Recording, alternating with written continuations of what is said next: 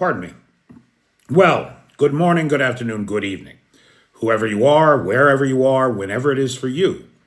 For me, it is just past midnight on Thursday, the 17th of April, 2025. That makes this the news for Wednesday, the 16th of April, day 1148 of Vladimir Putin's war of aggression against the people of Ukraine.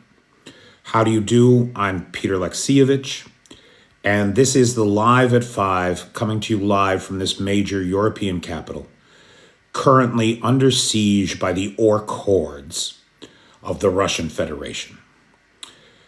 Hello, Paul. How you doing? Mike Justin is here. Hey, Bobby. Hey, Daryl Roberts. How's everybody doing tonight? Hey, PH. Thank you, Paul. Was that Paul? I think that was Paul. Thanks, Paul. Paul, you got a kangaroo in your name. Are you in Australia? I love it when the Australians are here because it's already Thursday morning for you. Hey, Hobo. Hey, Pauline. Thanks for sharing the live. Merci beaucoup. Hey, Richard Prexis. Hey, Darlene. How you doing? Australian mate. Nice. I'm going to get down there one day. Yes, I am. I'm going to get me a metal detector and go looking for meteorites out in the outback. Evening. Hey, Renvox. So how's everybody doing tonight? Hey, Anthony, Tommy Tom. Space Ghost, Space Ghost. I used to love Space Ghost as a kid. Arn. Hey, Smokey. Lil Red. Hey, Nightshade. So, guys, let me start by thanking James, your transport driver, Mr. Boudreau, Giant Sandworms. Dune was one of my favorite books of all time. It really changed my life and the way that I looked at the world. 2 Aussies here. Nice. I like it a lot. Hey, Bjorn. So I want to thank James Boudreau, James, your transport driver, who is the sponsor of tonight's live. And I have no compunction saying the words, if you have horses to move, call up James. He will see them safely to where they need to be. Hey, DJ. Hey, Fitzy. How you doing? So, guys, we do have a bunch of things to talk about, but let me tell you right now, in my mind, if you ask me what the big news today is, it's really just one thing. Oil prices are crashing. Trump's tariff threats are pushing the world into a global recession. Make no mistake, even just his 10% across the board tariffs are going to plunge this planet into a global recession. We're too important a trading partner for too much of the world. Not to mention what it is going to do, hey Van, not to mention what it is going to do to consumer prices in the United States. So this is very real. And the important part of this is that Russian oil is now trading under the price cap. $60 a barrel is the price cap. Urals crude today is at 52.76 US. Now that means that the Russians are losing between the average cost to produce a barrel of Urals crude is $42 to $45 a barrel. And because they don't have the pipelines available to them, they have to put it on ships. It's costing them an extra $12 in transport fees per barrel. That means that the average, like just to break even, you got to be charging between $54 and $57 a barrel. And the price is at $52.76. Hey, Michael. Soon, Steve-O, soon. We'll come to that in 1 second. Let me come back to that in 1 second.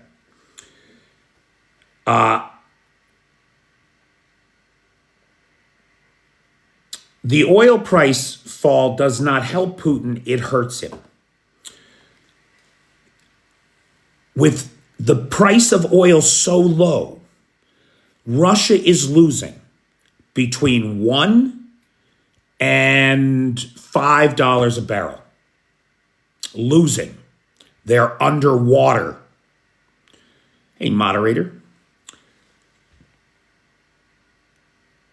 And they can't sell and legitimately now they can sell the oil to anybody because it's trading under the price cap. But think about the money. Oil, Russia was getting $72 a barrel in March, and the oil revenues were down 17% over last March, down over $2 billion. That's nothing to sneeze at. That's nothing to sneeze at.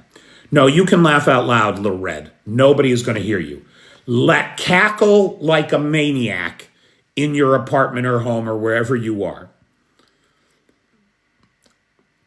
Now, let's talk for a second here. Somebody just said something interesting. So the implications of Donald Trump's tariffs are terrible for everybody. However, right now, because they are helping to drive down the cost of oil, that's not the only thing. The other thing is that OPEC has upped production, right? There's more oil on the market. So naturally, the price is falling. But it's a perfect storm of the concerns over the future prompted by Donald Trump and more supply driving that cost down. And that hurts Putin where it hurts the most, in his wallet. This war is costing him probably somewhere between $300 and $500 million a day. He can't afford to be losing billions in oil revenue. Not when taxes on oil and gas, tax income on oil and gas sales are 1/3 of Russia's budget. And that's all just evaporating before his eyes. Now, this comes right at a time in the next 36 hours, depending on how you count it, the so-called energy infrastructure ceasefire comes to an end. It is my fondest hope and wish that the Ukrainians have spent this time stocking up on the right drones, getting the right intelligence about where the least protected oil refineries are. And it is my fondest hope that in the wake of the Palm Sunday massacre, as soon as the 30 days of this so-called energy ceasefire, which the Russians have repeatedly violated, Ukraine lets loose on the oil refineries. That's what we may see over the next, say, 48 to 72 hours. Now, I don't know that that's their plan. I don't know if they're in a position to do that. But if it was me, that's what I would be doing. That's for sure. Now, who asked the question? What was the question? Time for the bridge, Steve-O. Time for the bridge. May 6th, if I'm not mistaken, it's May 6th. Friedrich Merz becomes the Chancellor of Germany. He is currently in talks with the UK and French partners about sending Taurus missiles to Ukraine. Why this is so important is because the Taurus is likely the solution for taking the bridge out in a very permanent fashion. The bridge has been badly damaged by strikes, but it hasn't been taken out because it's huge, right? It's huge. The strikes on it hurt the bridge, so the bridge itself is no longer safe. And it's one lane, one direction for 3 hours at a time. No heavy rail traffic, just passenger rail service. Well, Zoe, I don't know that Storm Shadow is adequate. And even if it were, Well, Zoe, I don't know that Storm Shadow is adequate. And even if it were, they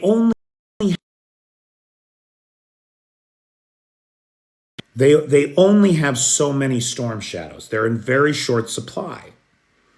And so they have to be very careful with how they use them. And the worst thing that could happen, because remember, it was Storm Shadows that hit the bridge the first time. It was 2 Storm Shadows that hit the bridge. Didn't take it out, right? Now,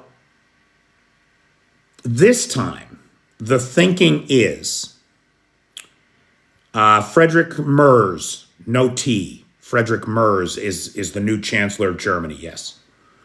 Or he will be May 6th, I believe, is when he gets inaugurated, I guess is the right word. Now, Anthony, you're not wrong in terms of the bridge not mattering for the tactical, logistical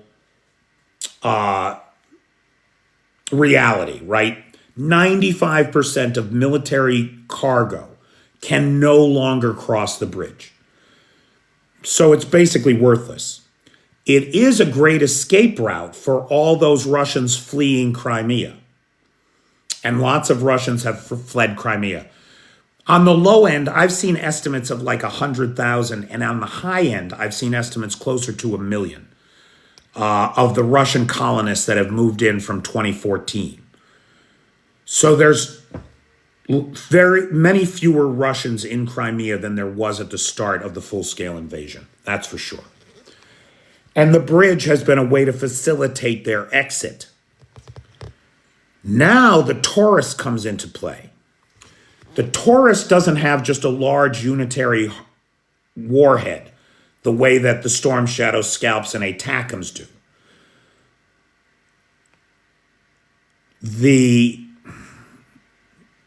Rompy, I don't know what you're talking about, 60%.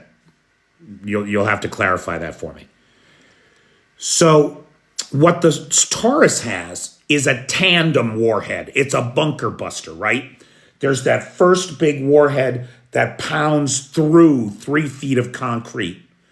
Then there's a second warhead right behind it that goes through the hole and then blows up whatever's on the other side of the hole. And so the thinking is that once Ukraine has the Taurus, the Kursk Bridge likely has a very short future. Very short indeed. Now, the Russians know this because they're already threatening Germany, right? Peskov was out there today making nuclear threats against the Germans. Another guy was making threats against the Germans, talking about this was an escalation. It's the old escalation lie that so many in my own government seem to be buying into these days, right up to the President of the United States, who, am I on? Is this thing working? Because comments have stopped for me. And that's very unusual. Hello, Chris. Okay, so I guess we're good. People are just quiet. Okay. Thank you, Michael. Thank you, John. Thank you, everybody. Just checking. Who the fuck pays attention to Peskov? I bet it does. Everybody, Michael Boucher, who's a friend of this channel, and a member of the Patreon, recently had some shoulder surgery. So everybody send Michael a big get well soon shout out there. I hope you're feeling better, Michael. Hey, Magnus. Pardon me, shoulder replacement. Well, I didn't want to disclose the nature of your... Anyway, Michael's feeling bad. Cheer him up. Now, Zoe correctly identifies the reason why taking the bridge out now is important. Morale. Morale inside the Russian Federation cannot be good. It can't be. In some sectors of the economy, people are doing well, no doubt about it. But the grinding, economic attrition, and its impact on the people as they watch their loved ones not come home has to be playing a part.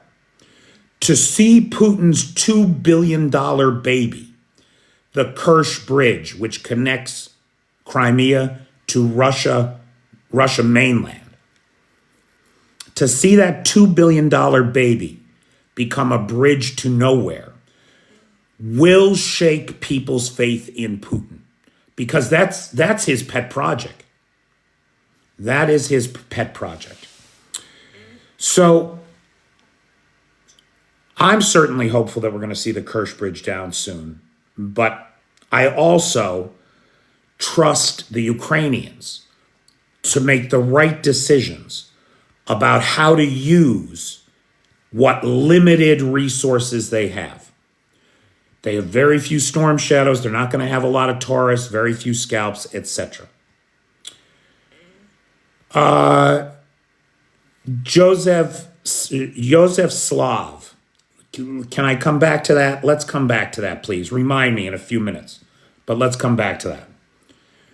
Now, in addition to oil prices tanking, in addition to the Taurus missiles likely on their way, everybody here knows, everybody that follows this channel knows about the Palm Sunday massacre. How the Russians hit the center of Sumy on Palm Sunday when everybody was at church with an Iskander missile, and then waited 42 minutes to hit the city center with a second one so that they could take out the first responders, right? Nicola, depending on how you count, the energy ceasefire ends within about 36 hours. So I'm expecting over the weekend we'll see oil refineries hit. That's my expectation. We'll see, right? The nightmare of Sunday's attack on civilians and on first responders was apologized for by Donald Trump, acting as he always does as Putin apologist, when he said, "I was told it was just a mistake." Just a mistake. 115 civilians in the hospital, 35 unalived.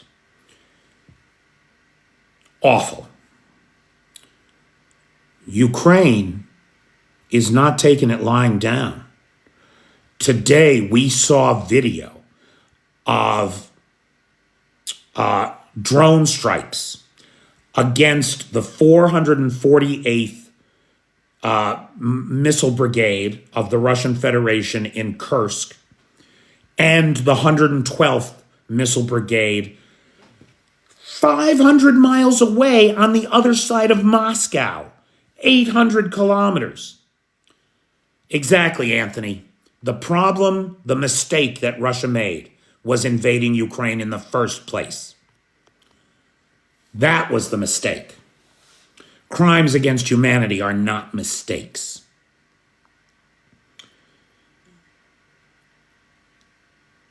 One Russian mill blogger, the North Channel, in reporting on the strike against the 448th Missile Brigade, said the words, "I'm not saying the 448th has ceased to exist.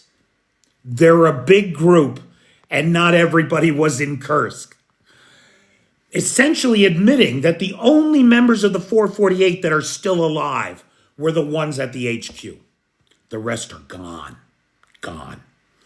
The attacks against the 112th Missile Brigade were very clearly directed at the offices. In the middle of the day, a daylight drone attack, at least 10 drones. The Iskander storage and missile storage was ignored. The drones were focused on the men and women of the Russian Federation forces that murdered those Ukrainians on Sunday. And while it may not be a cause for celebration, it is certainly a moment to reflect on the fact that the only justice there is in this world is what you grasp with your own bleeding hands. And the Ukrainians are doing it every day.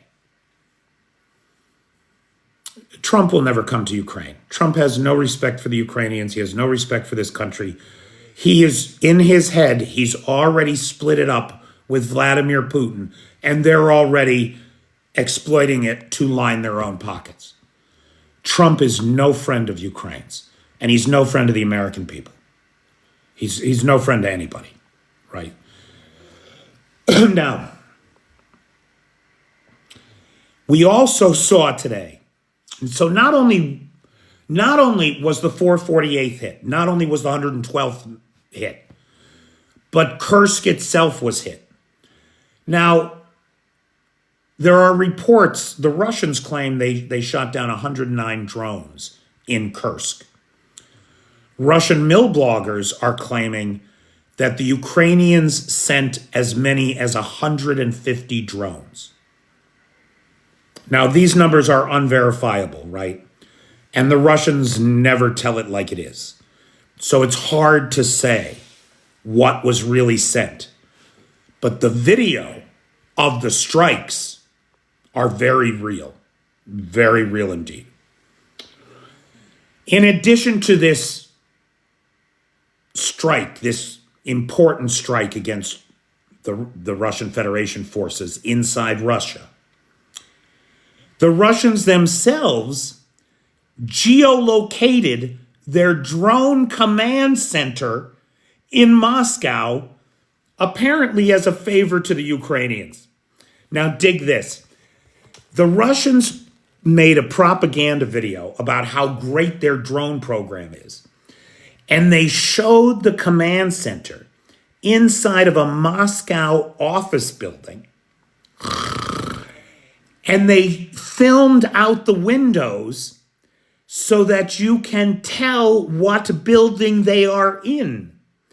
Now, this video, of course, has been taken down as soon as somebody realized just how damaging it was to have it up there. This is a little something from the J.D. Vance School of Operational Security. Put your enemies on your signal chat. Let them know exactly where you are so that they can send the missiles and not have to waste a lot of time on secondary targets. I mean, it's outrageous. It's just, how many times in this conflict have the Russians given themselves away? This is why Ukraine is doing so well. Not because Ukraine is full of giants and saints and mythic creatures. Ukraine is full of real people who are competent, unlike their enemy. Hey, Tom. Hey, Thomas Cochran. They're fucking amateurs. You know why? Because in that society, merit is not rewarded. Just how much you kiss ass. Just like in Trump's America. It's a recipe for disaster. It's a recipe for disaster, period. End of conversation. Now let's go back. Joseph Slav had asked the question, do I think that this war is going to expand? Joseph, if you had asked me this question a year ago, I would have said no way. If you had asked me it 6 months ago, I would have said no way. Everything has changed now that Trump is in office.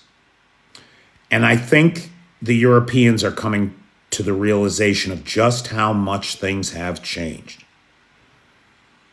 It is my opinion, and I hate to put on my tinfoil hat here. You guys know, I try to be very fact-based. But it appears that Donald Trump and Vladimir Putin have a little plan of their own, and it is to divide the world up between them. That If this is true, if it's Trump's intention to undermine the institutions of democracy in the US and create a new corporate oligarchic state with him as president for life, and an imperialist one at that, one that wants to take over Canada, do them a favor, right? And take over Greenland, do them a favor. And exploit the mineral wealth of those places in order to line his own pockets. If that is really the plan, and I'll tell you, it does seem that way. Oh man, is Bass here? Okay, 1 second. Then I want to introduce everybody to Bass. If that is the plan, then if Russia succeeds in Ukraine and Trump succeeds in America, Europe is going to be caught in the big squeeze between the two. The two of them working together to undermine and disrupt Europe. And it seems to me that the Europeans are becoming increasingly aware that this could be the future. We are increasingly hearing about Europeans sending boots on the ground for training purposes to learn from the Ukrainians. The Danes, the Danish Ministry of Defense today announced that they would send something like, I want to say 800. I don't know if there are any Danes in the chat who may have seen this and may know the number better than me. But if I'm not mistaken, it was 800 men or 800 military guys. These guys would come into the country unarmed, non-combatants, for the purposes of learning drone warfare from the Ukrainians. Now, everybody, it is my decided privilege to introduce you all to Bass. Bass, I don't know if you want to say anything. I don't know if you have a translator there. But Bass is like a master sergeant in America with the Edelweiss drone group. Bass is one of the guys, Bass is king, damn right he is. Bass is one of the guys, or he's in that group of guys, that it's likely the Danes will go to learn about drone warfare in Ukraine. And I had the distinct pleasure of meeting Bass out in Donetsk back in November. And so it's great to see you, pal.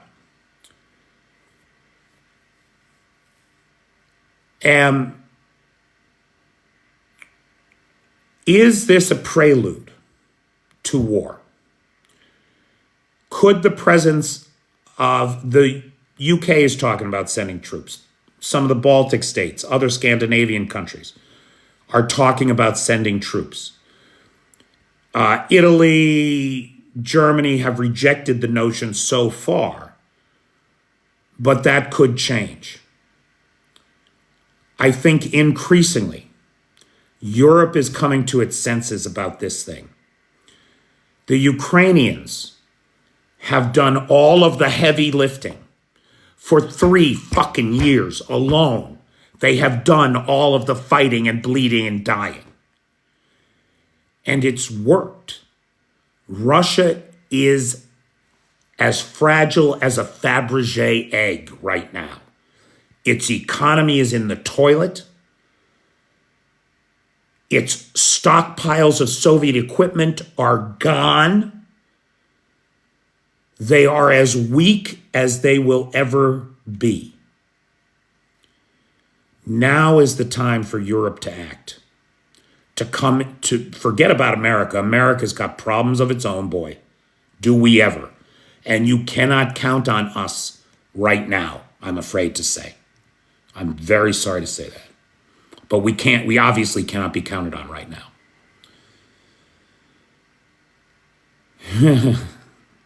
If you want peace, prepare for war. If you want peace, prepare for war.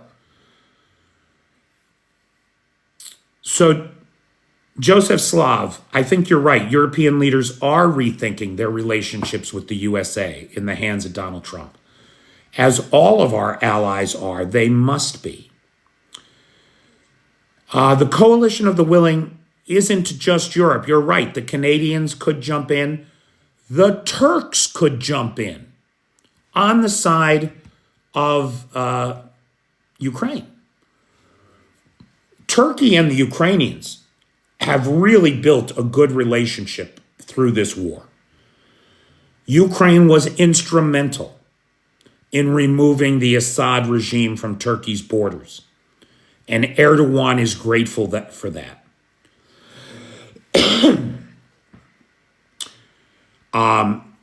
So we shall see. Now, here's the thing. Just putting those troops in Ukraine could become a casus belli, right? A cause for war. Suppose there's a bunch of Danes or UK troops or French troops, and the Russians target them and unalive them all. What do you do then? Do you join the war? I don't know. The very existence of these troops in Ukraine could be a trigger, a tripwire, if you will, for war. And yes, Ziggy is correct. NATO countries can act unilaterally outside of NATO. And I think that that's exactly what they're doing.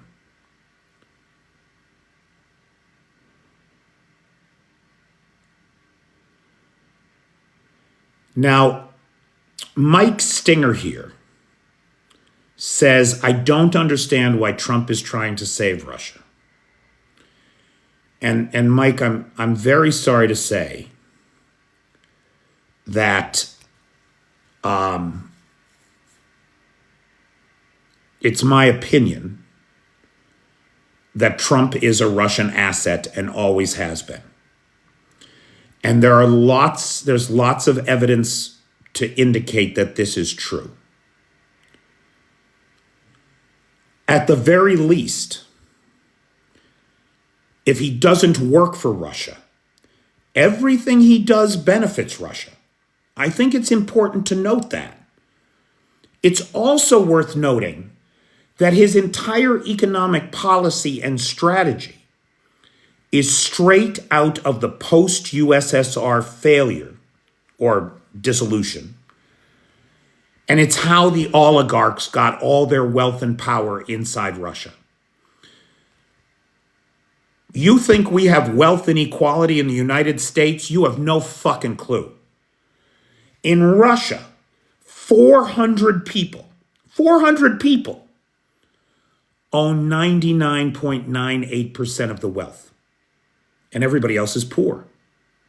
There is a tiny little middle class that lives in Moscow and Petersburg that service the needs of those 400 people that own it all. And then everybody else has nothing. Trump is attempting the same concentration of wealth in the hands of a few in the United States. And he's doing it by bankrupting us. He's going to bankrupt everybody. Donald Trump is a zero-sum game player.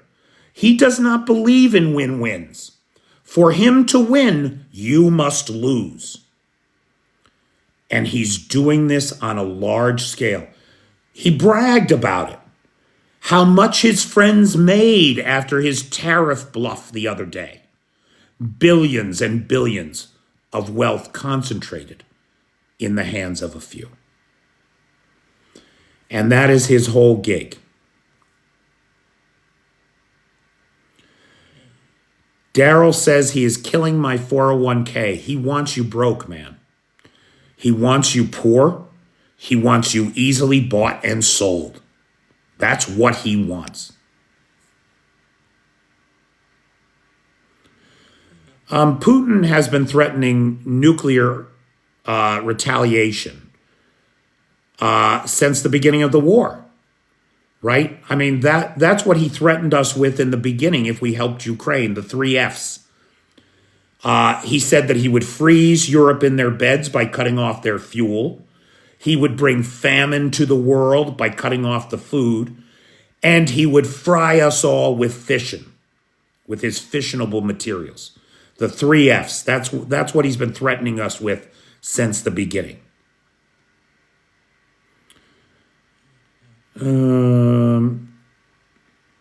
Musk is a secret Yahtzee billionaire whose family made their money by exploiting the people of South Africa and its natural resources. Born with $100 million golden spoon in his mouth, never having once created anything. He's just bought and bought and bought everything that he has. So Elon Musk is an idiot. And he is a tool of Putin and Trump. Is Ukraine making their weapons in other countries? So Smokey, I don't know that Ukraine is manufacturing weapons outside of Ukraine. The Ukrainians recently reported, Kyiv, an official with the Ministry of Defense, recently stated that 40% of all frontline weapons are manufactured in Ukraine. So the Bodana self-propelled gun, that's Ukrainian manufacture. Many of the drones, most of the drones these days are made in Ukraine. Everything from, the small reconnaissance drones to the huge Alligator 9s. They're all made here.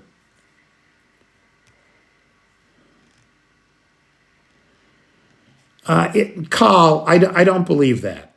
I don't believe that. I think that that's a cynical take. They want you to believe that's what it's about. It's not all about the arms industry. Certainly not for the United States. In the United States, the arms industry, the defense industry is like, I don't know, I'd have to look it up, but I want to say it's 3%. 3% or maybe 6%, somewhere between 3 and 6% of our entire economy. It's a tiny little piece of our economy. So I don't think that's what it's about.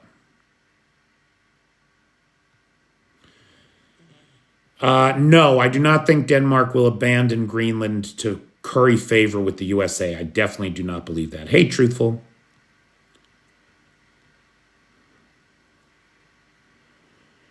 Right now, Annette correctly points out to Mike Stinger, one of the reasons that Trump is in Putin's pocket is because on multiple occasions that we're aware of, Russian money bailed him out of bankruptcy. Multiple occasions. For amounts that the money he got from the Russians, it's crazy. What was the joke I said last night about the K's? All right, I'll tell that joke. I'm very proud of that joke. Nightshade. 3% is a lot of money, but it's not a big percentage of the economy. The joke that I told last night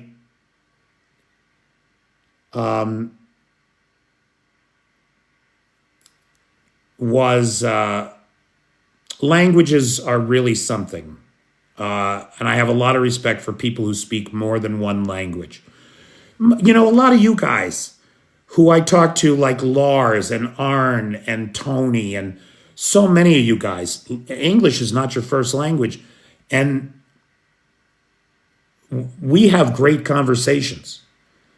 And I'm in awe of that. Americans are so spoiled, right?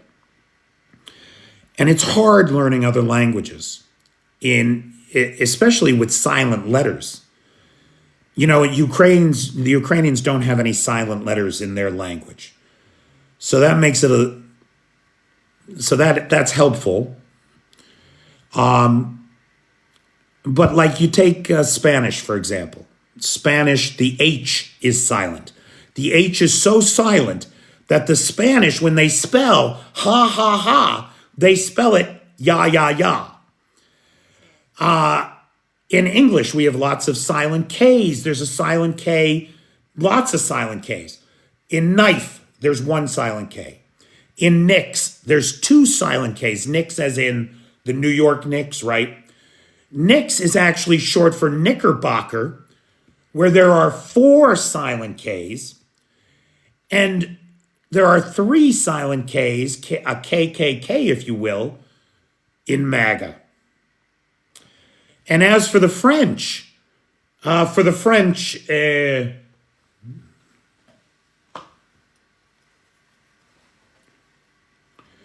in French, all letters, like life itself, are meaningless.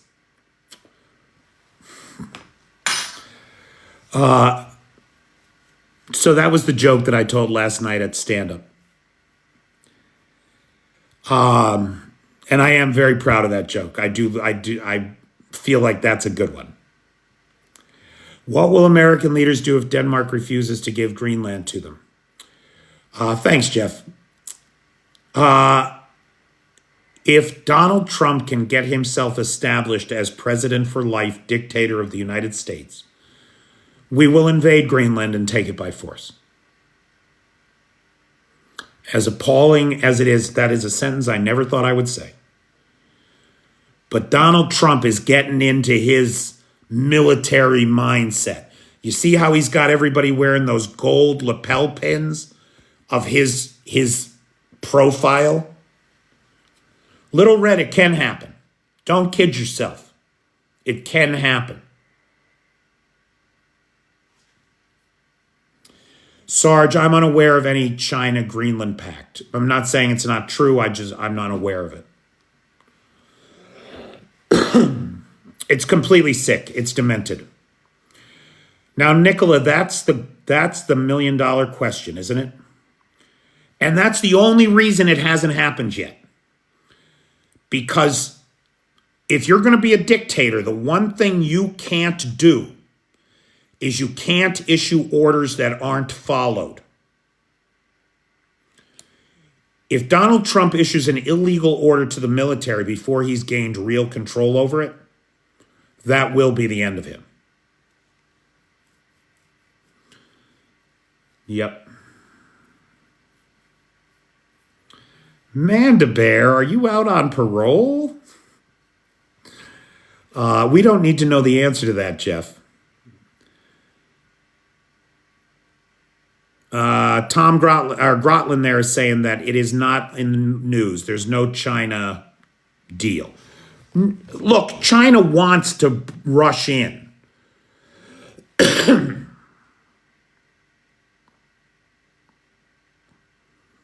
Papa B, stop. Stop. Do not be a Putin apologist, a Trump apologist here. Those pins are not intended for this as an easy marker for the Secret Service. That's a load of shit.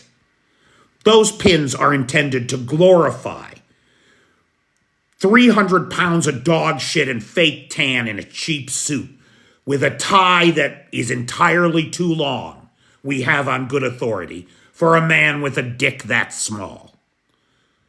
So no, give me a break. Well, he's the commander-in-chief, Little Red, right? They have to respect his orders. But if he issues an illegal order, they have no reason to execute that order. Hey, Papa Don, were you here for my tirade just now? I feel like you of all people, would appreciate that one. It's meant to hide his belly. Out. What does that mean? Out. Out. Out with you. God, I'm doing so good. I'm only 13 minutes. I'm only 13 minutes away from the end. Can we get through this without me getting banned again? Exactly, Zoe. Exactly. I did not see him come in. Oh, Bip. You hit it on the head, right? You know, Kim Jong-un doesn't shit, right? According to the official press of the North Korean dictator, he is so holy and pure that he doesn't ever defecate. And that on his birth, the day of his birth, all the birds in Korea sang in Korean. These kinds of lies about a human being to make him appear divine are now being repeated in the United States about Donald fucking Trump. He's 224 pounds and 6'3". He grew an inch since 2016. An 80-year-old man in violation of all of the biological laws of nature. And the fishes farted perfume. And the seas were perfumed in the farts of the fishes. Oh, dear God. Anyway, it is so upsetting for me to see Americans being subjected to this nonsense. And not just being subjected to it, but cheering it on. All to the tune of YMCA. The gayest song ever written, which you can't say anymore because the author will sue you. Because Donald Trump is using his song. Ugh. They want to be lied to. They do, Little Red. They do. They just lap it up, Big D.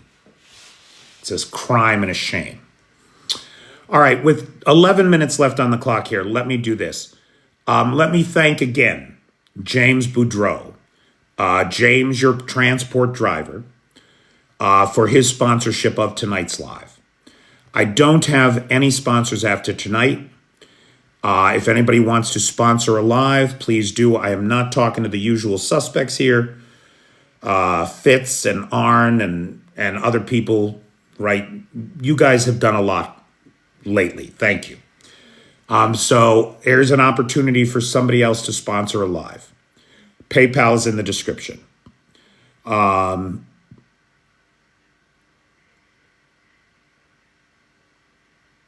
Zoe, I pray to God you're right. Zoe says, hopefully the Americans won't be willing to pull the trigger on their allies for the big orange man. Bah, you're the best, pal. Thank you. Nobody has to make any excuses, Michael, right? Like, if you can, you can. If you can't, you can't. It's not a quid pro quo. I'm going to be here regardless. Well, I hope. Anyway, for the near term. I am exhausted tonight, though, boy. I guess the week of travel has caught up with me. Trump is a langer? What's a langer? I don't know what that is. Lars lives up near the Arctic Circle. He gets the Aurora Borealis 12 months a year, which must be stunning. If you don't follow Lars, who has our Discord server, many thanks. Lars lives way up there by the Arctic Circle, and he takes pictures of the auroras and the kind of natural wonder of Norway. And he publishes them here on TikTok, and they are gorgeous, really gorgeous. Nice. So, guys, questions, comments. So big thanks to James Boudreau, our sponsor. Big thanks to Lars, who has the Discord server. Big thanks to Nightshade, who has the Peter's Peeps group on the Book of Faces, where all these live videos get uploaded after the fact.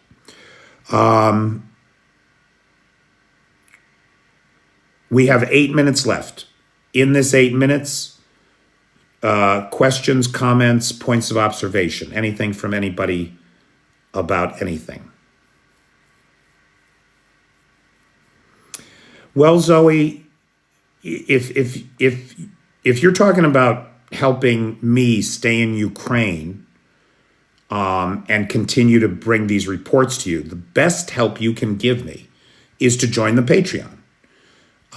Over on the Patreon, you can subscribe and pledge as little as $5 a month.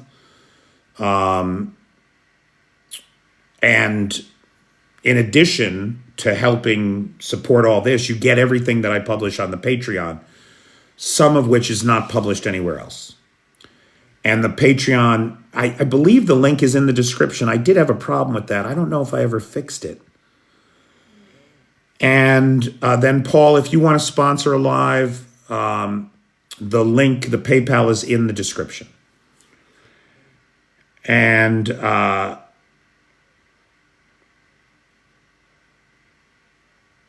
please help. I am really broke.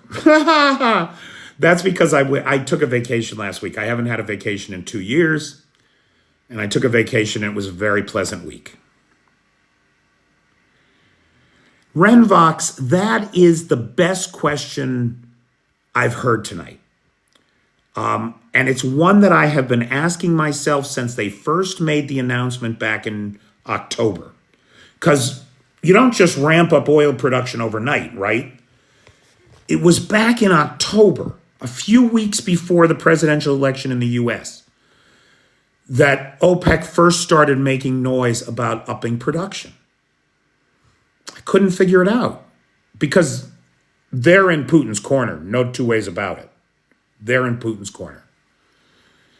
It could be that they are back to their old game of trying to bankrupt the American shale oil industry. American shale oil production is very expensive, very inefficient, very dirty. I am not a fan. It costs the Americans somewhere around $52 to $55 a barrel to extract it from American shale, like the Barnett Shale and the shale up in the Dakotas. And so if prices fall, right, like Trump is talking about drill, baby, drill, bullshit. At the current price of oil, you're looking at the American shale oil industry facing bankruptcy, which Trump doesn't care about, right? Like he wants to own all of that. So if it goes bankrupt, he's just going to buy it for pennies on the dollar or get his billionaire friends to do it because he doesn't have any moral compass. He's an opportunist of the worst kind, ready to exploit people, the environment, the natural resources of a nation for himself. And that's all there is to it. Right? His own appetites are the only things that concern him.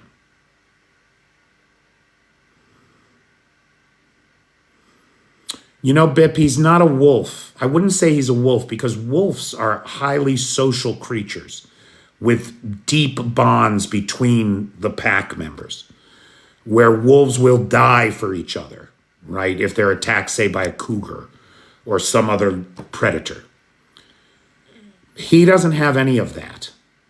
He is none of that.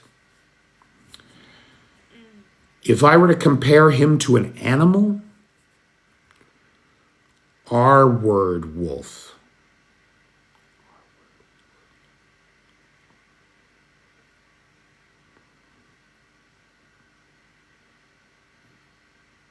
I don't know. Rogue? A rogue wolf? A lone wolf? I don't know. Wolves have a nobility to them that Donald Trump does not. That's my point.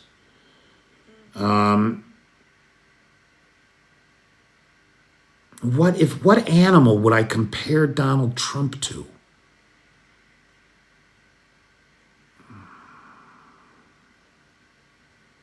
A cowbird. In the US, it'd be a cowbird. In these are good ones. Snake. See, though, I like snakes. I like alligators. I like vultures. Even skunks. I like skunks. But Nightshade, he's a parasite, exactly. He's a parasite, like the cuckoo in Europe or the cowbird in America. These are birds that go into other birds' nests and lay their eggs there. And then the other bird, when the cowbird or the cuckoo hatches, the first thing it does is push all the other eggs out of the nest so that they break. And then the cowbird or the cuckoo becomes the only recipient of care from its adoptive parents. And they work night and day to feed that thing until it grows up. They're called brood parasites, right? Cowbirds, cuckoos, there's about 24, if I'm not mistaken, varieties of brood parasites on the planet that don't raise their own young, but instead kill the young of others and have those others raise their young. Strangler fig. Now, I don't know what that is, Paul, but I can imagine. Yeah, no, don't insult the orangutans like that. Don't insult the orangutans. I don't know what a tomtit is. I mean, I know it's a bird, Renvox, but I don't know about its life cycle or anything. Leeches. Donald Trump is a parasite of the worst kind. It is. It's a psychopath. It's a psychopathy. There's no two ways about it. It's a psychopathic behavior. Barnacles, yep. Any kind of a parasite, a leech. All right, kids. It's just about 1 a.m. here, and I am tired. So I'm going to call it a night. I'm deeply grateful to everybody who joined us tonight. I'm grateful to James Boudreau, who is the sponsor of tonight's live.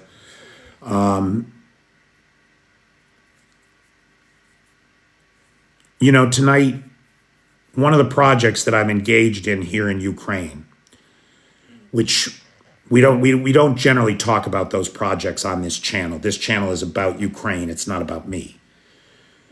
But it's worth mentioning that since USAID funding has been cut to Ukraine, I've been trying to recreate some of the cultural exchange programs that the American government used to do, right? And one of those was a program called Conversations with Charlie. It was an English-speaking club run by a kid named Charles St. Pierre, and he did a great job with it. I went to it a few times. And the loss of that English-speaking club and the associated English-speaking events, which contributed to a healthy English-speaking ecosystem here in Ukraine, Trump just pulled the rug out from under all of it. It's all gone. So every Wednesday night, we have a meeting that I call In Conversation With, that people who used to go to Conversations with Charlie can come to, and we can talk in English. It gives everybody the chance to practice their English with native speakers. I have a couple other Americans that help me out. Tonight, the subject was community.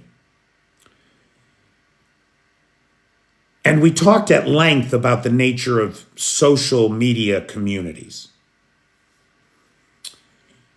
And I want to say to everybody here, everybody that's in my Patreon community, and you can get a Patreon account for free, by the way. You don't have to pay. So if you're not in a position to kick me $5 a month, don't worry about it. Get a free account and take a look at some of the content I create over there. But I just want to say to this community, how really important in my life you all are. You are the reason, and your commitments to me are the reason that I get out of bed every morning and do the news we are waking up to. Why I spend all day combing through every data source I can find to put this together. Thanks, Zoe. Welcome aboard. I really appreciate it. Hey, Samso. Thanks, Arna.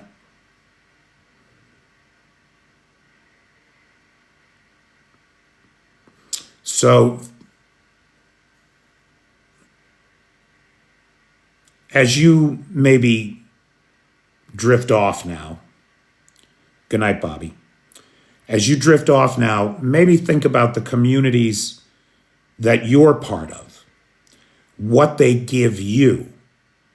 And at this crucial time in our history, is there anything you can do for them? Is there anything you can do at a community level where you are to help minimize the pain that this administration and the gremlins in the Kremlin are bringing to the world? And if there is, I encourage you to do it. Okay, everybody. Thank you so much. Thanks, Arn. Thanks for everything. Thanks for everything, guys. Make it a great day.